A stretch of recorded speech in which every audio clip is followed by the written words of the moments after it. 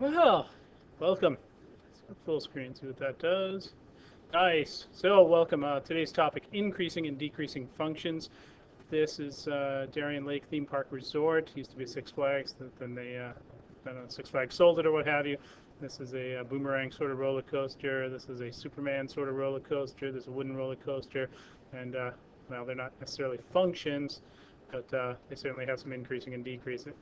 Mean value theorem writing assignment. Remind me to talk about that, and I think it's going to turn into a photo, voice sort of assignment. We'll talk about the details of that if somebody reminds me, or if they don't. Onward to increasing and decreasing functions. So we all know what increasing means, and we all know what decreasing means, and we all know what a function is. So mathematically speaking, a function is increasing on an interval if, as x gets bigger, the f of x also gets bigger. Okay? And a function's decreasing on an interval if, as x increases, the f of x decreases. Okay? The x gets bigger, y gets smaller. So what do we know about the derivatives of increasing functions?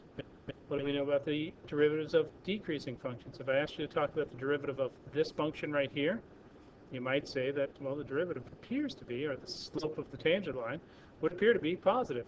And here you might say the slope of the tangent line, if I were to draw some in here, would appear to be negative. I think that's what the next slide's going to say. Yeah. Thank you. So if the derivative is positive, that's what that means, then the function is increasing. If the derivative, f prime of x, is negative, then the function is decreasing. Okay? And if the derivative is exactly 0, then the function is constant. Let's look at this one here. F of x equals x squared. Okay? So the derivative, f prime of x, that's a weird parenthesis, equals 2x. So when x is less than 0, 2x is also less than 0. So my slope would be negative, and my derivative would be, or my function would be decreasing. Okay, when x is greater than 0, 2x would also be greater than 0, so my function would be increasing. That's what we're talking about. All right, so today's mission, or tomorrow's mission, or whenever we start the mission, will be to determine the intervals in which a function is increasing or decreasing, determine extrema, and to justify our responses. And we're not justifying responses by saying, hey, I looked at a picture, and it looks like it's going up. Okay, or I looked at a picture, and it looks like it's going down. No. We must use calculus. Calculus, that's the name of the course. It's not called look at my calculator and tell what it shows. It's called calculus, so we're using calculus to do this. Here's how we go about it.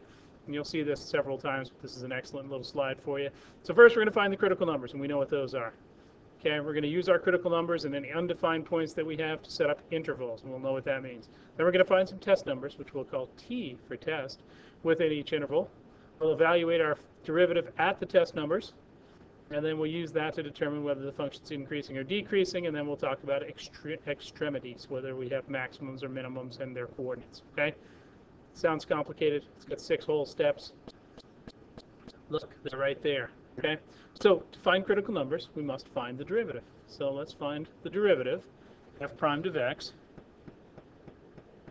and I think it's 3x squared minus 3x.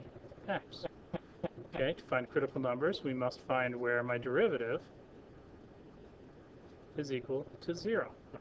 So to do that, I probably would factor a 3x, and that would leave me with this. And so from there, I'm going to get that x is either 0 or x is 1. Okay? So those are my critical numbers. Let's label them as such. Crit numbers. Okay? Check. We're going to use the critical numbers to set up our intervals. And so we know this is a continuous function. It goes from wherever to wherever.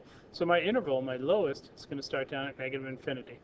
And I'm going to look at what's happening between negative infinity and, in this case, 0, my lowest critical number or unknown or anything like that.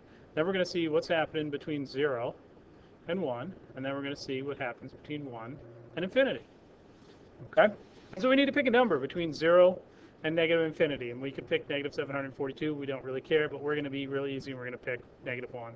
Between 0 and 1, we'll probably pick, I almost wrote 0.5, a half. And we'll pick 2. We don't need to go out to, 10,000, but it'll work out. Okay, so these are my test numbers. And then we're going to just evaluate the function at the test number. Okay? All right, so if I plug in -1, and we're just going to look at here, 3 times -1 is a negative number. -1 minus 1 is a larger negative number. Negative times a negative is a positive. So my derivative is positive. We don't care what the actual value is. We just care whether it's positive or negative.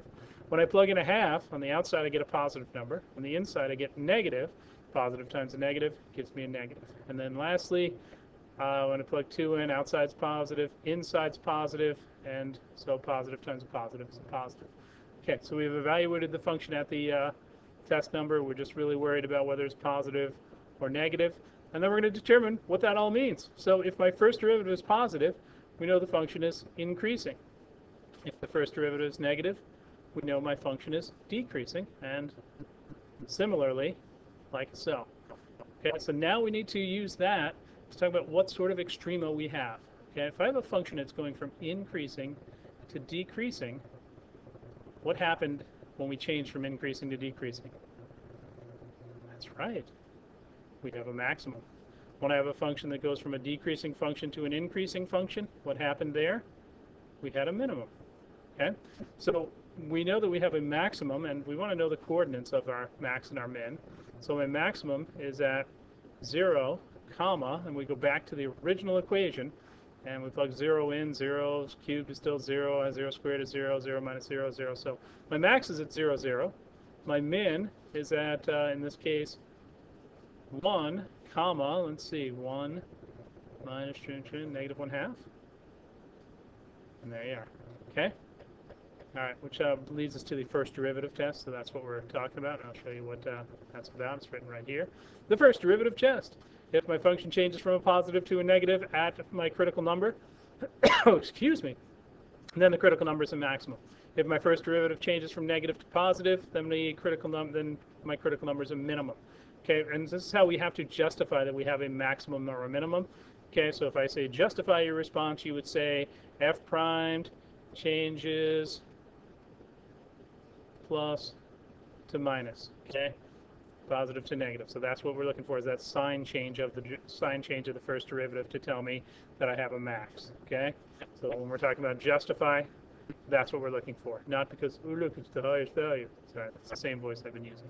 So let's try another one. Okay, we find the derivative. Bingo. 4 times a half is 2. 2x cubed minus 8x. Seems good. Okay, we want to know when is that equal to 0. And notice I don't just chop along and go equals 0. I make it another different thing because we don't want to have a giant run-on math sentence. Factor a 2x out of here. Leaves me with x squared minus 4, perhaps. Equals 0. So I'm going to get roots of 0 from the first part here, and I'm going to end up with plus and minus 2, and the reason is this factors is x plus 2, x minus 2, blah, blah, blah, blah, blah. All right, so intervals. We always start our interval down at negative infinity. Then we go to the lowest critical number, -2. Then we bounce from critical number to critical number to critical number to back to infinity. Okay? See how that works? Pick some numbers in between. -3. -1, 1, 3. Let's be symmetrical. So those are my test numbers. And I'm going to evaluate the derivative at the test number. And again, we're just looking for whether we end up with positive or negative, so we don't really need to get into the numbers. So when I put a negative here, let's see, so this is going to be, outside's going to be negative. Inside I've got -3 squared, which is positive. That's going to be positive 9. So I'm going to end up with a positive here, negative there. So the whole thing's going to be negative. Okay. -2, so I get negative outside. Looks like I'm going to end up with negative inside, so that's going to be a negative times a negative, which is positive. Here I've got a positive outside when I plug 1 in. 2 times 1 is 2. 1 squared, so I'm going to get a positive times a negative, and so forth. And then lastly, I'm back to positive 6 on the outside, and 5 on the inside, so I get a positive number there. Okay. Now, right away you might be going, hey, look, it bounces from thing to thing to thing. You could sort of, go great. That's, we can just go with the pattern. Once we figure out one, we'll know the others. But as we get more complicated, we're going to add more pieces to this puzzle, more intervals that mean different things. So sometimes it won't be just because we get to another interval it changes. So go through and do the little arithmetic and check that out. All right, so now, what's it mean? It means we have a decreasing because the first derivative is negative. It means we have increasing, and then we go decreasing, and then we go increasing. And then we decide max min stuff. From decreasing to increasing, we have a min. If you draw that little in there, it makes it really nice for you to be able to remember. Increasing to decreasing, we have a max, and decreasing to increase, we have another min. We want to know where they are. It's at -2, comma, and I'll leave this for you. This maximum is at 0, comma, oh, I'll do this one 0. And then my other minimum is at 2, comma, and I'll let you plug that in. You're just going back to the original equation to figure out the y coordinate. Okay? So far, making sense? Find derivatives. Oh, no, go back. Okay, well, it's still going to be there when we get there. So now we have to do this bad boy here with, well, the quotient rule is still part of our life, so let's just have at it. I'm going to pause, okay? Watch. Give me a second to do this, and then we'll come back. I'll have it all ready for you because I'm running short. Voila! There it is. So that's the derivative, just the quotient rule. I don't want to spend our time doing the quotient rule. I'd rather we talk about what all this means. All right, so now we've got to find critical numbers, okay? Could have a critical number here at -1 here because of the undefined nature of this, so we'll include that into our mix. And then we're just going to, for the zeros, we're going to find out when is x squared plus 2x minus 3 equal to 0. You can quad formula it, but I think this is going to turn into an x plus 3, x minus 1 situation. So we're going to end up with x equals 1 and x equals -3, right? So when I set up my intervals, I'm going to use the -1 just to see what happens. I'm going to go from -infinity to -3, from -3 to -1, from -1 to 1, and from 1 to infinity. And I'm going to pick some numbers, -4. You can pick whatever ones you like, but I always try to pick the nice, easy ones to deal with because that's how I roll. All right, so we've picked my test numbers. We're going to do derivative at the test numbers. See what happens here. The bottom's always going to be positive, right? My denominator is always going to be positive because whatever I get, I'm going to square. So we're really worried about the numerator here. So when I plug -4, and let's just do it in the factored form because it's easier. When I plug -4 in, this is going to stay negative. This is going to be negative, so I'm going to end up negative times negative, so I'm going to get positive. When I plug -2 in, this is going to be negative here. Right? Yeah, negative. No, it's going to be positive. That's what it is. Positive times a negative, so that's going to go negative. When I plug 0 in, I'm going to still get negative. And when I get, so when I plug 2 in, 5 times, yeah, so that's going to be positive. Okay, so here's a case where it didn't do the every other thing. And that's probably because we threw in the asymptote, right? We know that's an asymptote. So, all right, so we're increasing. Ooh, we're decreasing. We're decreasing. We're increasing. So increasing to decreasing, max. Nothing changing there. Decreasing to increasing, min. Find out where they are. At in front of us, but I can do this. I guess that's true. So my max is at -3, comma. Plug -3 in there. My min is at 1, comma. So this is going to be, let's see, 2 on the bottom. 1 minus 2 is 1, so it's 0, right? So 1 minus 2 is -1 plus 1 is, yeah, so 0. So you do the 3 one because I don't feel I'm allowed to do it. 9. M minus 6 is 3. 3 plus 1 is 4. 4 over -2, so I think it's -2. You'll correct me if I'm wrong. I know that. All right, so where are we at? Oh, there we go.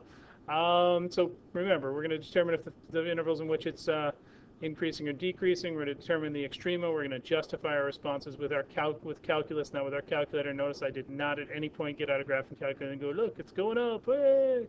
Okay, so the process is a little bit, it's not bad, right? Derivatives, we know how to do derivatives. It's the hardest derivative we did all day. The rest of them, you know, we're probably not going to get into crazy derivatives as we go through. All right, well, thanks for watching. Hope you learned something. Come back and see me sometime soon. If you have questions, well, you should just ask, okay? That's all for now.